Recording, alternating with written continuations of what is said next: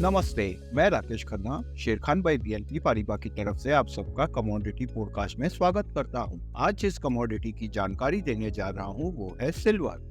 MCX पर silver price ने अपने इम्पोर्टेंट रेजिस्टेंस 89,000 लेवल को ब्रेक कर दिया है और प्रीवियस वीक में पॉजिटिव क्लोज भी दिया है, जिससे ये पता लगता है कि ट्रेंड बुलिश है। पर में इम्पोर्टेंट रेजिस्टेंस 89,800 लेवल पर है। अगर ब्रेक करता है तो 91,300 एंड 92,000 लेवल का टारगेट देखा जा सकता है। नीचे में इम्पोर्टेंट सपोर्ट 88,000 लेवल पर है। अगर ब्रेक करता है तो ट्रेंड रिवर्सल हो सकता है। प्राइस इंडिकेटर MACD बुलिश है। धन्यवाद।